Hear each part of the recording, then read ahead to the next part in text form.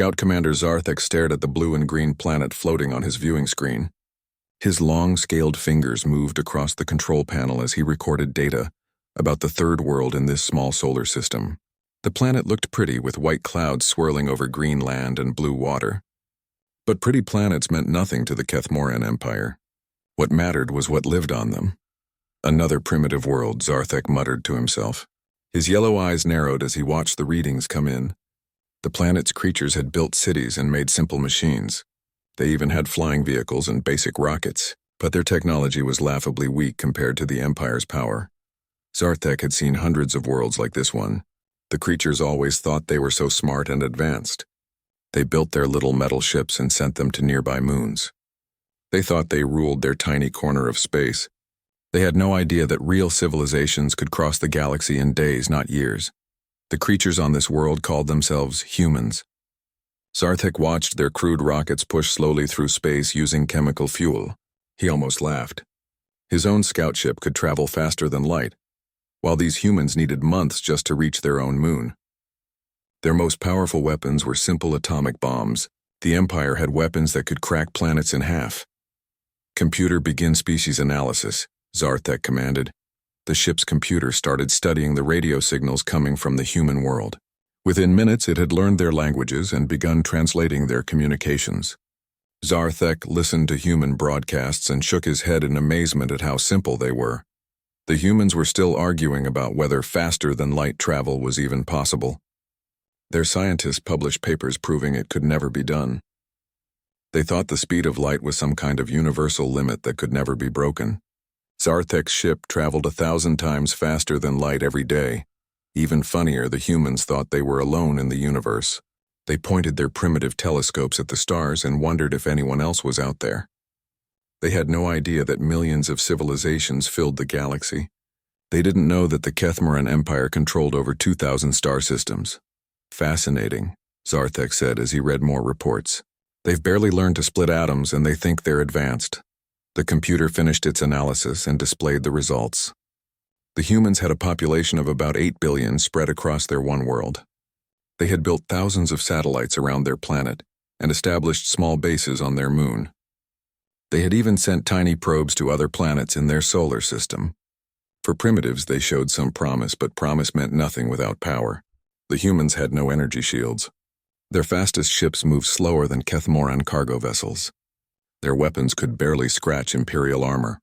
A single Imperial cruiser could conquer their entire world in hours. Zarthek marked the human world as a Level 2 civilization. Level 1 meant they had barely discovered fire. Level 2 meant they had basic technology but posed no threat to anyone. The Empire controlled civilizations up to Level 8. Level 10 civilizations were theoretical. The Empire had never found any. Classification: Level 2, primitive but stable. Zarthek spoke into his recorder. Population 8 billion humanoid bipeds. Technology: chemical rockets, basic nuclear power, primitive electronics. Military threat: none. Recommended action: monitor for 50 standard cycles, then begin integration protocols. Integration was the Empire's polite word for conquest. When the Empire integrated a world, the local government surrendered and became part of the vast Imperial system. Most worlds surrendered quickly once they saw Imperial ships in their sky. Those that didn't surrender faced pacification, another polite word for having their cities burned from orbit. Zarthek had overseen dozens of integrations. They usually followed the same pattern. The Empire would arrive with a small fleet and demand surrender.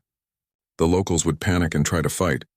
Their primitive weapons would bounce harmlessly off Imperial shields. Within days, sometimes hours, they would beg for mercy and accept Imperial rule.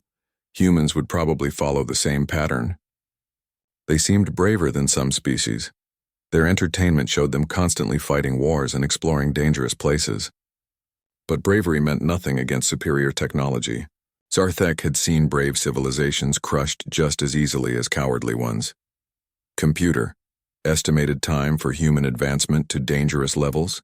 Based on current technology growth rates, humans will require approximately 200 standard cycles to develop faster-than-light travel. 300 cycles to develop energy weapons capable of threatening Imperial vessels.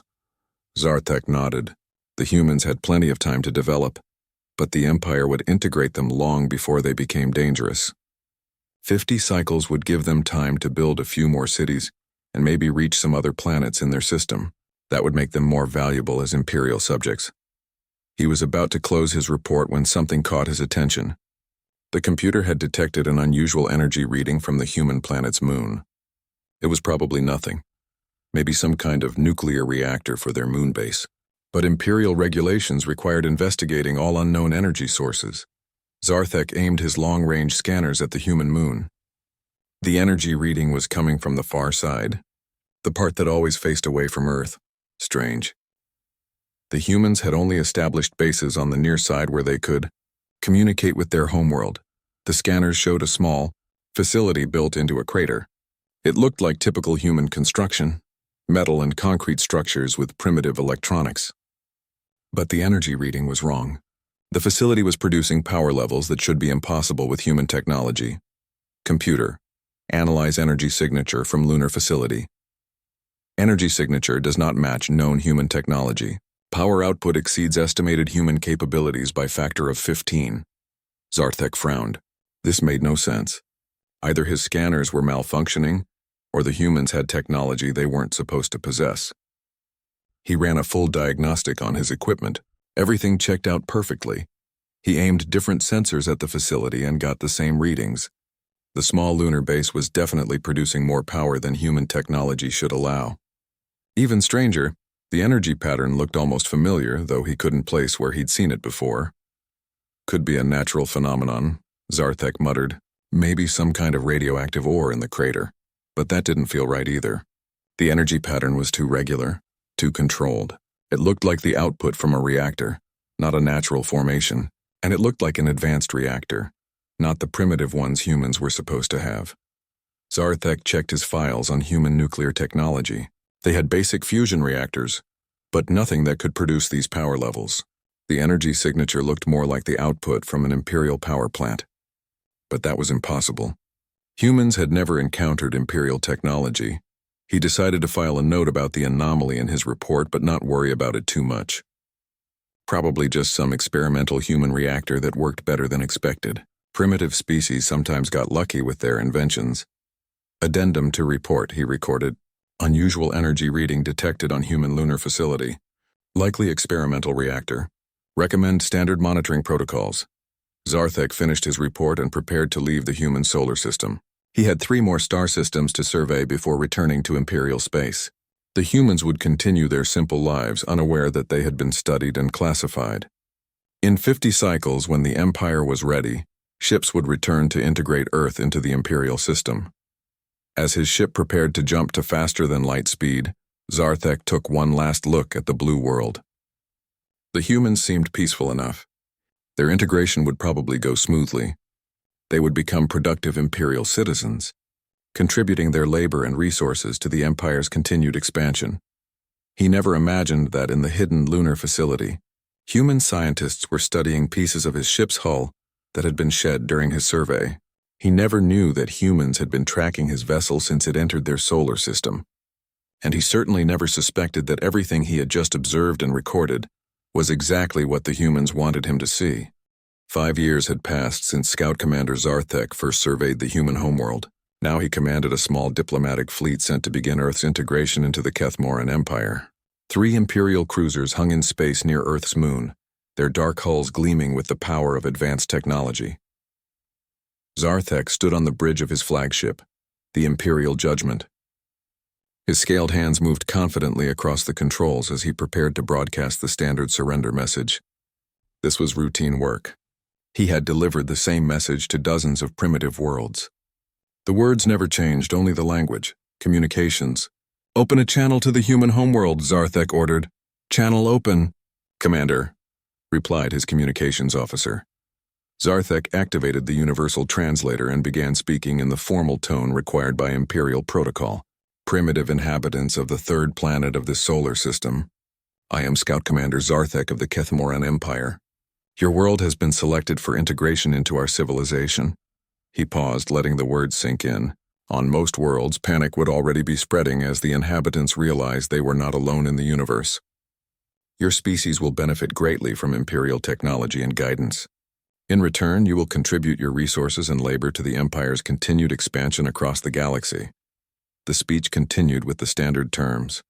Complete surrender within 72 standard hours. Dismantling of all military forces. Acceptance of Imperial governors and administrative systems. It was all very civilized and proper according to Imperial law. Failure to comply with these terms will result in pacification of your world, Zarthek concluded. This message will repeat every 6 hours until your response is received. He closed the channel and turned to his tactical officer. Begin standard scans of their defensive capabilities. I want to know exactly what we're dealing with if they decide to resist. But something was wrong. Instead of the usual chaos that followed first contact, the human communications networks remained surprisingly calm. There was increased chatter, but no signs of the widespread panic that typically erupted when a primitive world learned about galactic civilization. Commander, his communications officer called out. We're receiving a response that was impossible. Most primitive species needed days or weeks to organize any kind of response to first contact. Many never managed a coherent reply at all before surrendering or being pacified. Put it through, Zarthek commanded. The reply came not through primitive radio waves, but as a tight beam quantum transmission, a communication method that required technology humans weren't supposed to possess. The message was delivered in perfect Kethmoran, without any accent or translation errors. Greetings, Scout Commander Zarthek of the Imperial vessel. Judgment, we appreciate your introduction to galactic civilization and your generous offer to share your advanced knowledge. However, after careful consideration, humanity must respectfully decline membership in the Kethmoran Empire at this time. Zarthek felt his blood turn cold. The human speaker continued with the same calm, polite tone. We understand that our decision may come as a surprise, given your previous assessment of our technological capabilities. We assure you that our refusal comes not from fear or ignorance, but from a careful evaluation of what Imperial membership would mean for our species. The message paused, and Zarthek could hear background noise that sounded like a busy command center. Multiple voices speaking in different human languages, the hum of advanced electronics, and the subtle vibration of powerful machinery. We therefore request that Imperial forces withdraw from our solar system within 72 hours. We hope that future contact between our species can occur under more equitable circumstances. This message originates from Luna Base 7. We await your response. The transmission ended, leaving Zarthek staring at his communications panel in shock. Everything about the message was wrong. Humans weren't supposed to know Kethmoran language. They weren't supposed to have quantum communication systems, and they certainly weren't supposed to speak to the Empire like equals. Tactical, where did that transmission originate? Zarthek demanded. Luna Base 7 is stated, Commander. It's located in the Shackleton crater on the far side of the human moon. Zarthek remembered that location. It was where he had detected the unusual energy readings 5 years ago. The readings that he had dismissed as experimental human technology. Full scan of that facility. I want to know everything about it. The tactical officer's scales shifted color, a sign of confusion or stress among Zarthek's species. Commander, the facility is much larger than our previous scans indicated. It extends deep underground with multiple levels and significant power generation capabilities. How significant? Power output consistent with Imperial installations, Commander. Possibly exceeding standard cruiser power plants. This had to be some kind of mistake. Zarthek had personally surveyed this system 5 years ago. The humans had been primitive, barely capable of reaching their own moon with chemical rockets. They couldn't have built an installation rivaling Imperial technology in such a short time. Scan the entire system, Zarthek ordered. Full tactical survey. I want to know about every piece of metal larger than a spacesuit. The results that came back made no sense at all. Hidden throughout the asteroid belt were structures that hadn't been there 5 years ago. Massive installations built into hollowed-out asteroids, generating power signatures that matched Imperial standards. Shipyards that showed signs of recent construction. Mining operations that had processed more raw materials than should have been possible with human technology. Commander, his tactical officer reported, voice tight with stress. We're detecting artificial gravity generators on multiple installations. Fusion reactors operating at 90% efficiency, energy shield generators in standby mode. That's impossible, Zarthek snapped. Humans don't have any of that technology. Confirmed impossible, Commander. But the readings are definitive. Zarthek felt a chill run down his spine as he realized what this meant. Either his equipment was completely malfunctioning, or the humans had been lying about their technological capabilities. But how could they have hidden such advanced development? His survey 5 years ago had been thorough. Communications, send a priority message to Admiral Vextel. Code 7 urgency. Code 7 meant potential threat to Imperial forces. It was a classification Zarthek had never used before. He composed his message carefully, knowing that Admiral Vextel would think he had lost his mind. Admiral, initial contact with human species has produced unexpected results. Humans demonstrate technology levels far exceeding previous assessment. Request immediate support and re-evaluation of threat level. While waiting for the Admiral's response, Zarthek ordered continuous scans of human space. Each new reading made the situation more confusing. The humans had been building constantly for the past 5 years, but somehow they had hidden all of it from Imperial sensors. The Admiral's reply came within hours, faster than usual, indicating genuine concern. Commander Zarthek, your report raises serious questions about Intelligence Division assessments. Maintain position and continue observation. Do not engage unless directly threatened. Reinforcements dispatched. Admiral Vextel. Zarthek shared the Admiral's confusion. How had the Intelligence Division gotten the human assessment so completely wrong? Their surveillance systems were supposed to be perfect. No primitive species should be able to hide advanced technology from Imperial scanners. As the 72-hour deadline approached, Zarthek found himself in an impossible situation. Imperial protocol required him to begin pacification if the humans refused to surrender. But the humans had demonstrated capabilities that made pacification potentially dangerous to his small fleet. Commander, his communications officer called out, receiving another transmission from Luna Base 7. Put it through. The same calm human voice spoke in perfect Kethmaran. Scout Commander Zarthek, we note that your deadline is approaching. We want to assure you that humanity's refusal to join the Empire should not be interpreted as hostility toward your people. The voice paused, and Zarthek could hear what sounded like weapons being powered up in the background. However, we also want to make clear that any attempt to force Imperial rule upon our species will be met with appropriate resistance. We have spent considerable time studying Imperial technology and tactics. We are prepared to defend ourselves if necessary. The transmission ended with coordinates for a communication channel, should Zarthek wish to discuss the situation further. For the first time in his career, Zarthek found himself facing a species that seemed ready to fight the Empire as equals. He stared at the blue world on his screen and wondered what else the humans had been hiding. And more importantly, he wondered if his 3 cruisers would be enough to handle whatever the humans were about to show him. The 72-hour deadline passed without any sign of human surrender. Scout Commander Zarthek stood on his bridge, watching the blue world that had refused to bow to Imperial might. Never in his career had a primitive species simply ignored the Empire's demands. All stations maintain alert status, Zarthek commanded. Communications, send final warning to human leadership. His communications officer looked nervous. Commander, they're requesting to speak with you directly. Personal communication from someone called Captain Elena Vasquez. Zarthek considered this. Direct communication with enemy leaders was unusual, but not forbidden by Imperial protocol. Perhaps this human captain wanted to negotiate surrender terms, put her through. Visual if possible.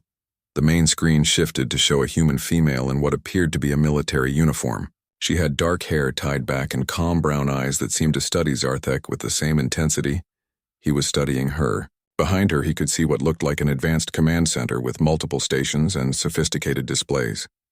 Scout Commander Zarthek, Captain Vasquez said in perfect Kethmaran. Thank you for accepting my communication request. I understand you're in a difficult position. You have refused the Empire's generous offer, Zarthek replied. Imperial law requires me to begin pacification procedures. Surrender now, and your species will be treated with mercy. Captain Vasquez smiled, an expression that somehow made Zarthek feel uncomfortable. Commander, I think there's been a misunderstanding about our species' capabilities. Before you begin any hostile actions, perhaps you should take another look at your tactical displays. I have conducted full scans of your system.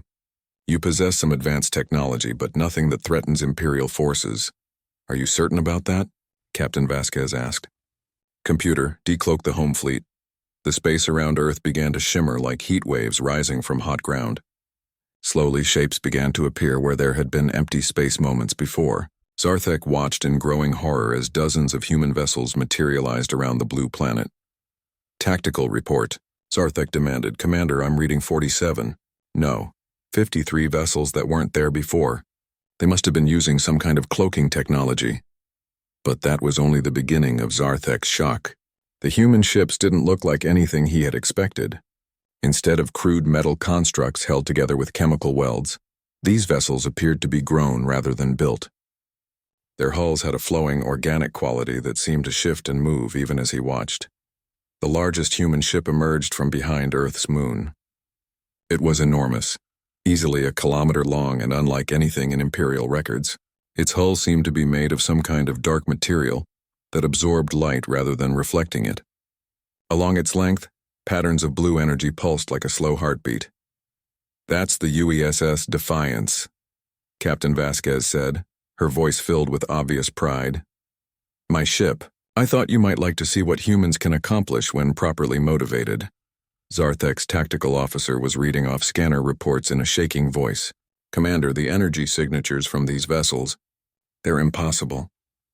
Power readings equivalent to Imperial battleships. Hull composition unknown.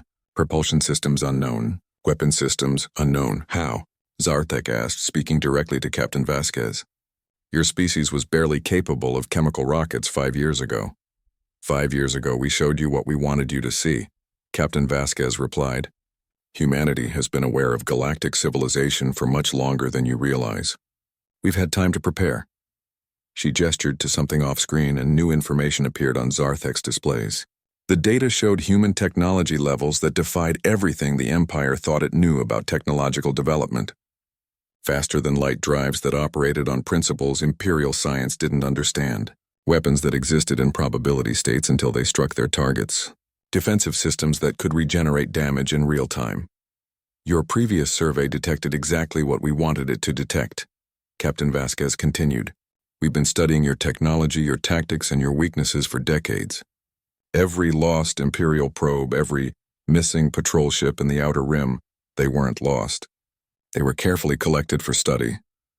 Zarthek felt his scales shift to the color of deep fear. You've been stealing Imperial technology. We've been learning from it, Captain Vasquez corrected. Taking your designs and improving them. Humans are very good at taking existing ideas and making them better. It's one of our most useful talents. The Defiance moved closer to Zarthek's position, and he could see details that made his blood run cold. The ship's hull wasn't just organic looking. It was actually alive in some sense. Sections of it flowed and shifted like liquid metal, sealing microscopic damage and adapting to changing conditions. Programmable matter, Captain Vasquez explained, noticing his attention. We learned the basic principles from one of your construction vessels, but we improved the design significantly. Our ships can rebuild themselves during combat. They adapt to enemy weapons in real time. Zarthek's communications officer interrupted with urgent news. Commander, Admiral Vextal is demanding immediate contact. Put him through, Zarthek said, grateful for any connection to familiar Imperial authority. Admiral Vextal's scaled face appeared on a secondary screen, his expression dark with anger and confusion. Commander, explain your situation reports immediately. High Command thinks you've suffered a complete mental breakdown. Admiral, the humans have been deceiving us. Their technology levels are far beyond our previous assessment. Impossible. Our surveillance systems are perfect. No primitive species can hide advanced development from Imperial sensors. Captain Vasquez spoke up, her voice carrying clearly to Admiral Vextal. Admiral, with respect, your surveillance systems are only as good as the information they can detect. We simply made sure they detected what we wanted them to detect. Admiral Vextal stared at the human captain in shock. You understand our language? We understand many things about your empire, Admiral. We've had plenty of time to study. Zarthek watched as more human ships moved into formation around his small fleet. They moved with a grace that Imperial vessels couldn't match, their organic hulls flowing through space like living creatures swimming through water. Commander, his tactical officer reported, The human vessels are not following standard engagement patterns. They're positioning themselves in configurations that shouldn't be tactically sound, but somehow they're covering all our possible escape routes. They're using combat doctrines we've never seen before, Zarthik realized. Tactics based on studying Imperial methods and finding ways to counter them. Captain Vasquez nodded approvingly. Exactly right, Commander. We've studied every battle the Empire has fought for the past century. We know how Imperial fleets move, how they think, and how they can be defeated. Admiral Vextal's voice carried a new note of concern. Commander Zarthek, what are your tactical options? Zarthek looked at his displays showing the human fleet surrounding his position. 53 vessels against his 3 cruisers, ships with unknown capabilities and proven ability to hide from Imperial sensors, weapons that operated on principles his science officers didn't understand. Admiral, I recommend immediate withdrawal and request for reinforcement. These humans are not the primitive species we thought we were dealing with. Granted, Admiral Vextal said quickly. All ships prepare for emergency jump to Imperial space. But as Zarthek's ships began powering up their faster-than-light drives, Captain Vasquez spoke again. Commander Admiral, before you leave, I want to make sure you understand the situation clearly. The Defiance moved directly in front of Zarthek's flagship, its massive bulk blocking the view of Earth. Patterns of energy raced across its hull like neural impulses through a brain. What you've seen here today is just Earth's home defense fleet. We've been building ships throughout the outer systems for years. Hidden shipyards, automated construction facilities, entire fleets waiting in systems you've never bothered to survey thoroughly. She paused, letting that information sink in. The Empire wanted to see what humanity could accomplish when faced with a superior force. You've taught us about galactic civilization, shown us your technology, and demonstrated your military capabilities. We've learned everything we needed to know. Captain Vasquez's smile became something that would haunt Zarthek's dreams. Now it's time for you to learn what humans can accomplish when we decide to stop hiding. Admiral Vextal made the decision that would haunt him for the rest of his life. Instead of retreating and calling for massive reinforcements, he chose to engage the human fleet with the forces he had available. Pride, arrogance, and 2,000 years of Imperial victories convinced him that superior numbers couldn't overcome superior technology. All ships, attack formation, Admiral Vextal commanded from his flagship, Imperial Dominance. Target the largest human vessel first. Show these primitives the power of the Empire. Scout Commander Zarthek wanted to protest, but military discipline kept him silent.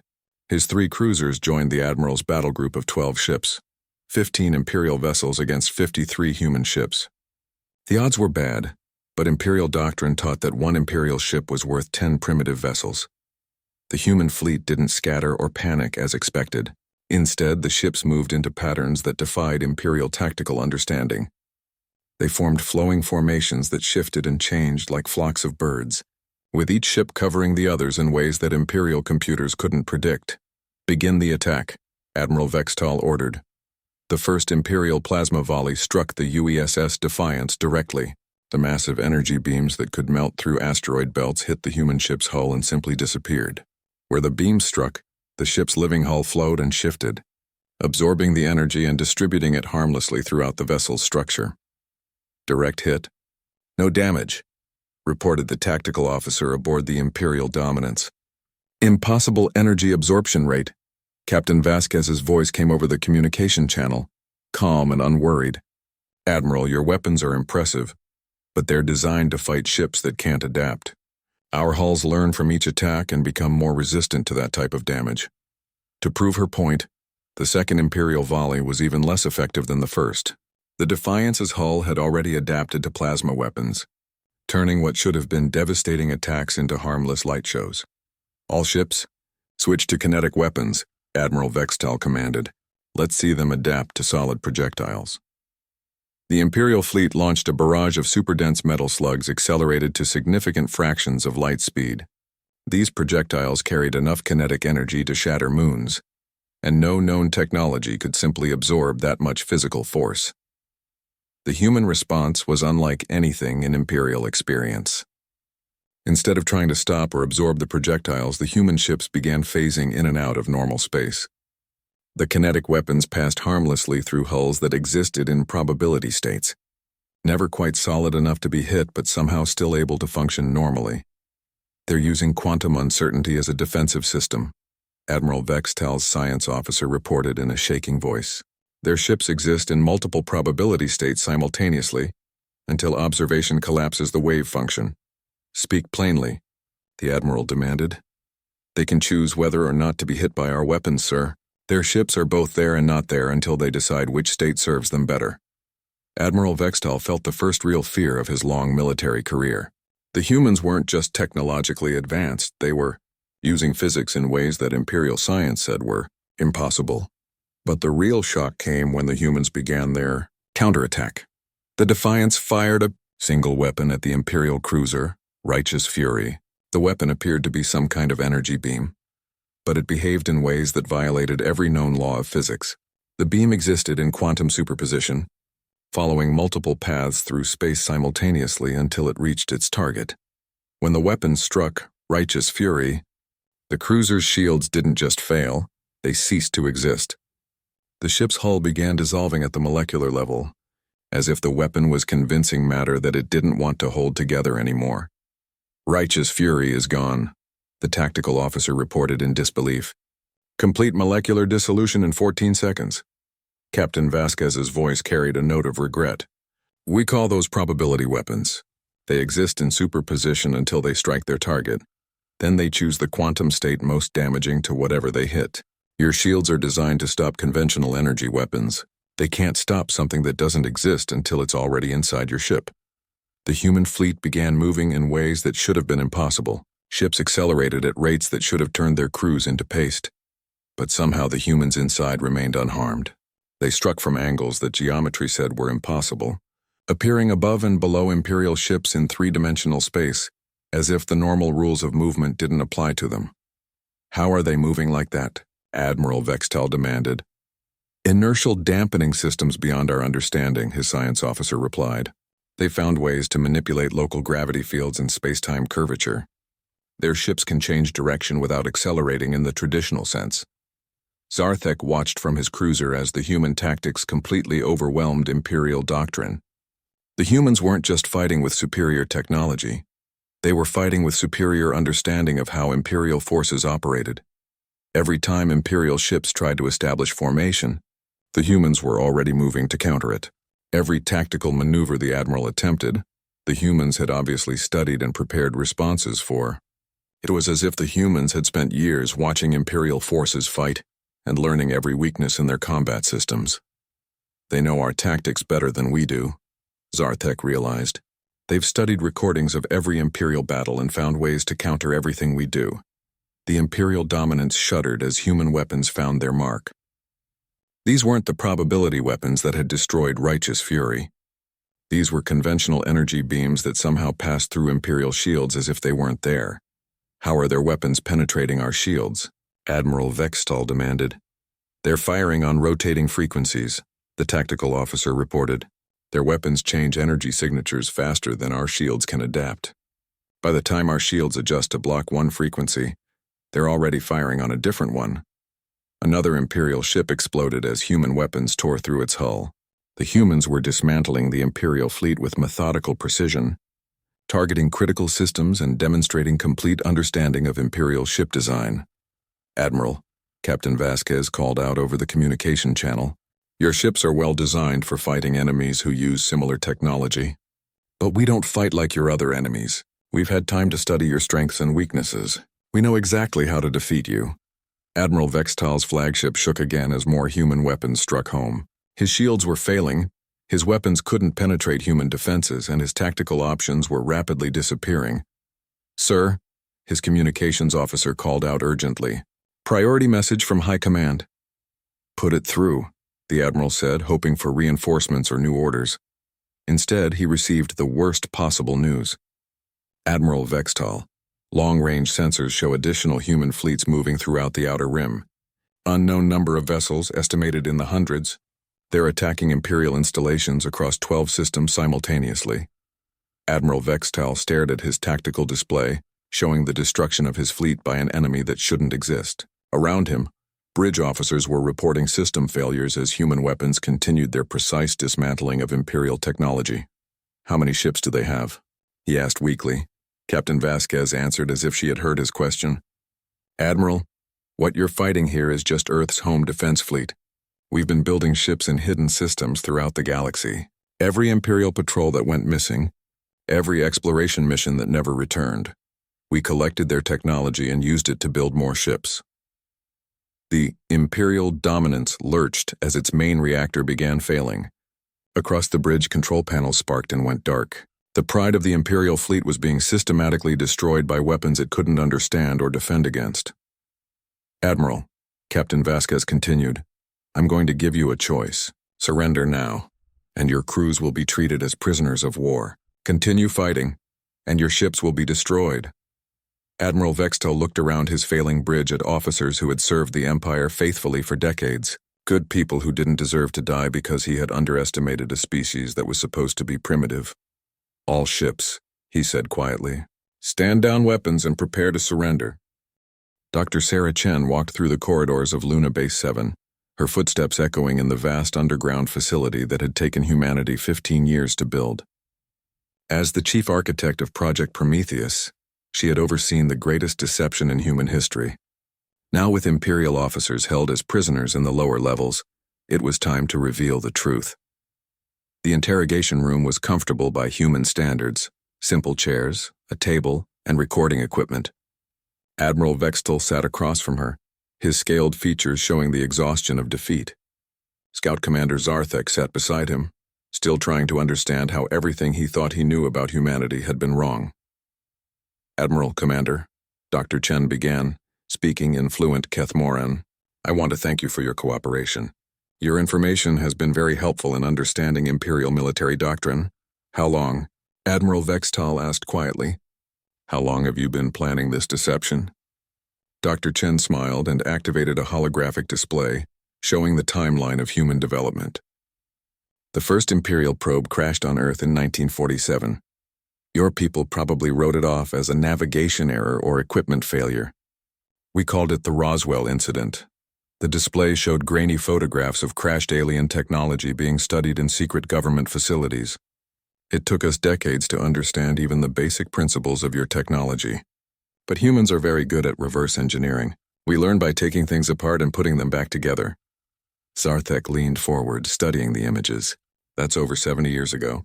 You've been studying our technology for 70 years? Every piece of Imperial equipment that has gone missing in the Outer Rim has ended up in our laboratories, Dr. Chen confirmed. Lost probes, crashed scouts, abandoned mining equipment. We've been collecting it all and learning from it. The holographic display shifted to show human scientists working with alien technology in hidden facilities around the world. The images showed the slow, careful process of understanding technologies that were centuries ahead of human development. But collection was only the first step, Dr. Chen continued. The real breakthrough came when we learned to hide our progress from your surveillance systems. Admiral Vextal's eyes narrowed. Impossible. Imperial sensors can detect technological advancement from light years away. Your sensors detect what they're programmed to look for, Dr. Chen corrected. Energy signatures, material compositions, construction techniques. We learned to mask all of those things. She gestured to another holographic display showing the construction of the first human starship. This vessel was built using Imperial construction techniques, but we powered it with carefully shielded reactors and used materials that appeared primitive to your scanners. The display showed how human engineers had learned to hide advanced technology inside structures that looked crude and primitive from the outside, faster-than-light drives hidden in asteroid mining facilities, weapons factories disguised as chemical processing plants, shipyards that appeared to be simple orbital construction platforms. For 50 years, we showed your surveillance systems exactly what we wanted them to see, Dr. Chen explained. Chemical rockets that were actually testing platforms for gravitic drives. Nuclear reactors that were really fusion plants operating at reduced power. Radio transmissions that masked quantum communication networks. Zarthek shook his head in disbelief. The energy readings I detected 5 years ago were from our first major construction facility, Dr. Chen confirmed. By then, we were confident enough in our masking technology to let you see hints of our real capabilities. We wanted you to report unusual readings but not understand what they meant. Admiral Vextal studied the holographic displays, showing the true scope of human development. How many ships do you have? Dr. Chen's expression became serious. Admiral, humanity has been building ships for 30 years. We have construction facilities in over 40 star systems. Our current fleet consists of approximately 800 vessels, with more being completed every month. The number hit both Imperial officers like a physical blow. 800 ships was larger than most Imperial sector fleets. It represented a military force capable of challenging the Empire itself. But ships are only part of our preparation, Dr. Chen continued. We've also been studying Imperial society, politics, and military doctrine. We know how your Empire works, how it thinks, and how it can be defeated. She activated another display showing detailed intelligence reports on Imperial operations throughout the galaxy. Every species you've conquered, every rebellion you've crushed, every tactical decision your commanders have made. We've studied it all. Admiral Vextal stared at the intelligence reports in horror. They contained information that should have been classified at the highest levels of Imperial security. How did you obtain this information? Humans are very good at infiltration when we put our minds to it, Dr. Chen said with a slight smile. Your empire is large and diverse. It's not difficult for a properly prepared human to blend in on worlds where dozens of species work together. The holographic display showed images of humans living and working on Imperial worlds, gathering information and sending reports back to Earth. They had spent decades learning Imperial languages, customs, and social structures. They had studied in Imperial universities, worked in Imperial research facilities, and even served in Imperial military units. We know your technology, your tactics, your politics, and your weaknesses, Dr. Chen summarized. We've spent 70 years preparing for this moment. Zarthek finally asked the question that had been haunting him. Why? Why go to all this effort to deceive us? You could have simply accepted Imperial rule and benefited from our advanced civilization. Dr. Chen's expression became hard. Commander, we've studied your Empire's history. We know what happens to species that accept Imperial rule. They become labor forces for Imperial expansion. Their cultures are absorbed and forgotten. Their children are raised as Imperial citizens with no knowledge of their own heritage. She gestured to another display showing the histories of conquered worlds. Over 2,000 species have been integrated into your empire. How many of them still remember their original cultures? How many maintain their own governments or practice their own customs? Admiral Vextal remained silent, knowing the answer. Imperial integration was designed to create uniformity and loyalty. Local cultures were obstacles to efficient administration. Humanity has a saying, Dr. Chen continued. Those who are not prepared to fight for their freedom don't deserve to keep it. We decided to fight. The displays shifted to show current events. Human fleets moving throughout Imperial space, attacking installations and liberating conquered worlds. The carefully planned operation was unfolding across hundreds of star systems simultaneously. What you experienced at Earth was just the beginning, Dr. Chen explained. While you were focused on our home system, our main fleets were already moving against Imperial targets throughout the galaxy. Admiral Vextal leaned back in his chair, the full scope of human planning finally becoming clear. This was all coordinated. The timing, the distractions, the tactical positions. You planned this entire war. For 30 years, Dr. Chen confirmed. Every move carefully calculated, every contingency prepared for. We've studied your empire's strengths and weaknesses. We know how to win this war. The final holographic display showed human forces liberating Imperial prison worlds and offering protection to species that wanted to break away from Imperial rule. The images showed grateful populations welcoming human ships as liberators rather than conquerors. We're not here to build our own empire, Dr. Chen said firmly. We're here to ensure that no single power can dominate the galaxy the way yours has.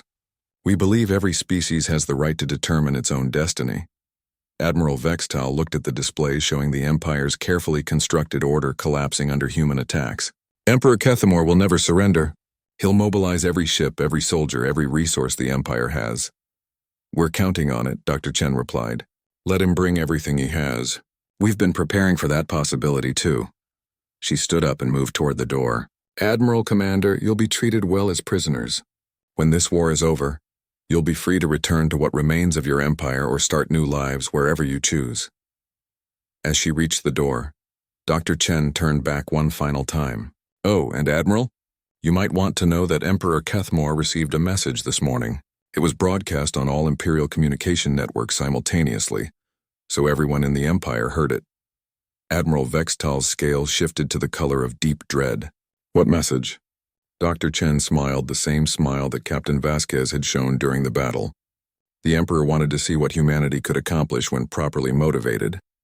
The message simply said, Your Majesty, we hope you're satisfied with the results. The Age of Empires is ending. The Age of Freedom has begun. As Dr. Chen left the room, both Imperial officers sat in stunned silence, realizing that everything they had believed about human capabilities had been carefully constructed lies. Humanity hadn't just prepared for war with the Empire, they had already won it. The rest was simply a matter of time.